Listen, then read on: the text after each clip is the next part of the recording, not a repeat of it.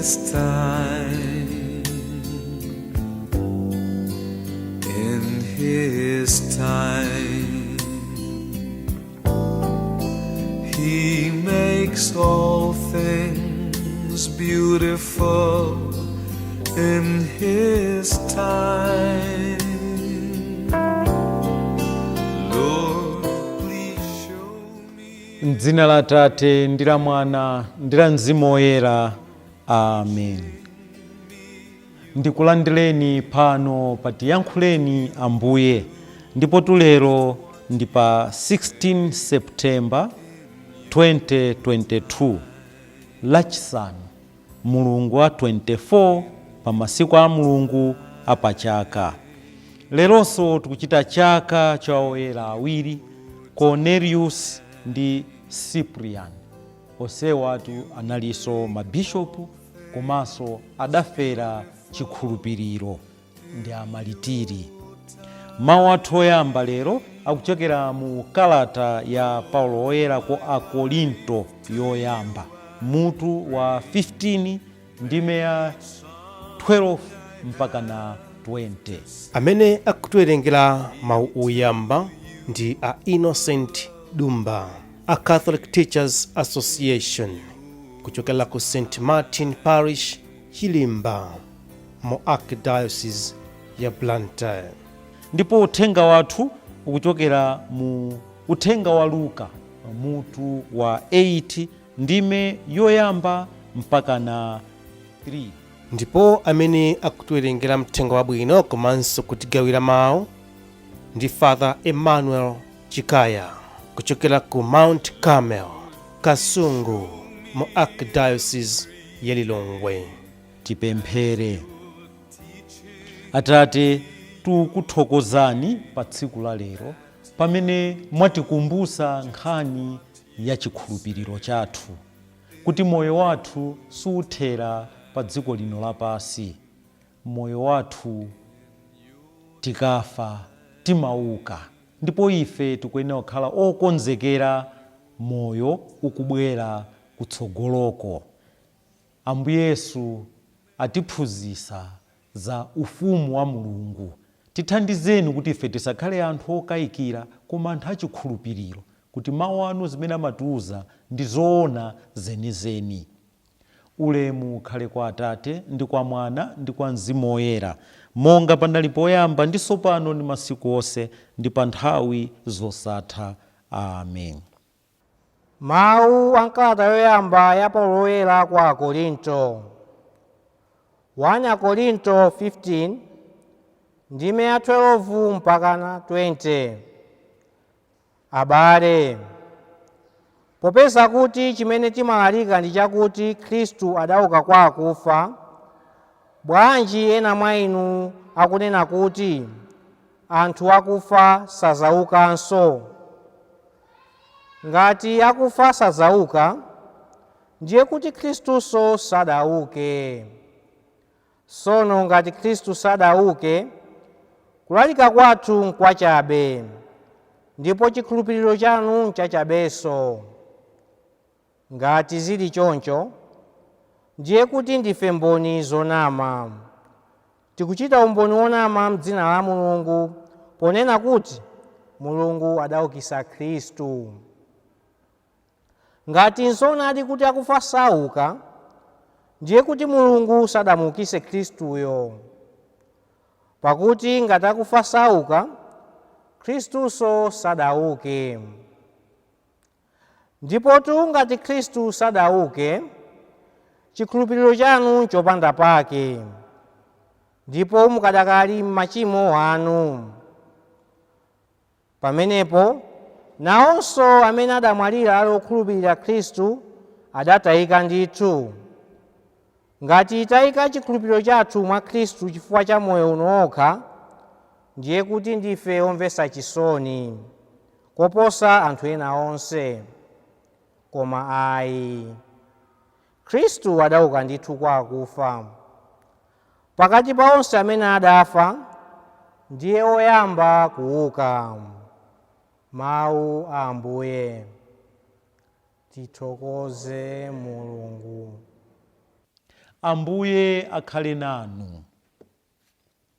Mawu a mu Uthenga Wabwino monga adalembera Luka woyera. Ulemu kwa inu Ambuye Yesu Khristu. Pa nthawi yomweyo Yesu adanka nayendera mizinda ndi midzi akulalika ndi kuwuza anthu uthenga wabwino wonena za ufumu wakumwamba. Ophunzira ake 12 aja anali naye. Panalinso azimayi ena amene Yesu adawatulutsa mizimu yoyipa ndi kuwachiza nthenda zina. Azimayiwo ndi awa: Mariya wotchedwa Magadalena, amene mwa iye mudatuluka mizimu yoyipa 7. Yohana mkazi wa Kuza, kapitawo wa Herode, Suzana, ndiponso azimayi ena ambiri amene ndi ndalama zawo ankathandiza Yesu ndi ophunzira ake. Uthenga wa Ambuye. Ulemu kwa inu Ambuye Yesu Khristu. Lero mpingo watipasanso zitsanzo zina zokoma. Anthu awiri amene anafera chikhulupiriro chawo, komanso amene anali ndi maudindo mu mpingo, maepiskopi, Cornelius ndi Cyprian. Tiyeni ifenso ngati akhristu tithe kumafera chikhristu chathu, kukana machimo, osamfulatira Mulungu, osabwerera mbuyo, kulolera kunyozedwa, mwina anthu kutipha kumene kumoyo wathupi, koma ife osachoka pa chikhulupiriro chimene Ambuye Yesu adatipasa, chikhulupiriro chimene ife tidavomera. Mawu athu oyamba lero akubweresa chithimethime cha chikhulupiriro chathu, ndiye Yesu Khristu wouka kwa akufa.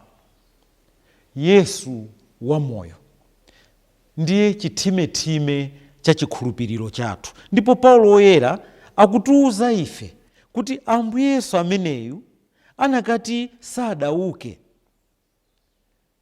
ndikuti ife chikhulupiriro chathu chili chachabechabe. Koma chifukwa chokuti adauka, nditi chikhulupiriro chathu chili ndi maziko, chikhulupiriro chathu nchosakayikisa, chikhulupiriro chathu chikutiwuzanso ife ti moyo suthera pa dziko lino lapasi. Chikhulupiriro chathu chikutiwuza ti ifeso ukadzatha moyo uno tidzauka ndi moyo wina, tidzakhala ndi moyo wina. Ndipo moyo umenewutu ndofunikira, chifukwa ndi umene ukutithandiza ife kuti tikhale anthu okonda zinthu zabwino, ochita zinthu zabwino, chifukwa tikudziwa kuti moyo suthera pa dziko lino lapasi. Ifetu ndi zimene Paulo woyera akutiwuza, sitingakayikirenso kuti kuli moyo wina ayi pambuyo pa moyo uno. Tikudziwa kuti tikadzafa tidzauka, ukatha moyo uno tidzayambanso moyo wina umene uli kusogoloko. Zonse zimene timachita ife anthu pansi pano ndi chifukwa chokuti tikupita ku moyo wina. Tinakati sitikupita ku moyo wina, bweza tikungoti teni tizingosangalala zithera pompano, kumangopangapo china chilichonse. Koma moyo wathu ukukhala okoma chifukwa uli ndi chiyembekezo, tikupita ku moyo wina. Nchifukwa lero Paulo woyera akutiwuza ti koma ngati Khristu sanauke, kulalika kwathu nkonama, chikhulupiriro chathu nchachabechabe. Komatu ifeyo timadziwa ngati akhristu kulalika kwathu sikuonama, chikhulupiriro chathu sichachabechabe, chifukwa Ambuye Yesu adauka adagonjetsa imfa, anthu adamuona ndithu akupita kumwamba ali ndi moyo wina watsopano, moyo ulemerero. Koma ngati akufa sauka, ndiye kuti Khristu akutinso sadauke, so chikhulupiriro chathu nchopanda pake. Paulo woyeratu mmene akunenera zimenezi, mmene akutiphunzitsiramo, ndi zinthu zotilimbitsa ife mtima kuti sitingopanga zinthu zabwino popanda phindu limene ifeyo tidzalandira pambuyo pake. Ayi, timapanga zinthu zabwino fa kuli phindu limene ifeyo tidzalandire, timakhala makhalidwe abwino fati kuli phindu limene ifeyo tidzalandire. Kuti kumwambako sitifuna tife tikakhale nkhuni, koma tifuna tikakhale ndoyera, nkumakayimba hosana hosana. Mfake timakhala ndi khalidwe labwino. Chikhulupiriro chathu sichili pa moyo uno okhayi, koma moyo wakutsogolo, poti Khristu adauka kwa akufa.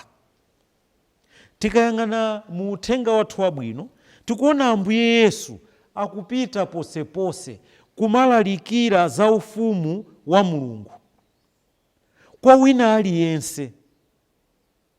Ndipo tikuona ali ndi anthu ambirimbiri amene akuwathandiza Ambuye Yesu.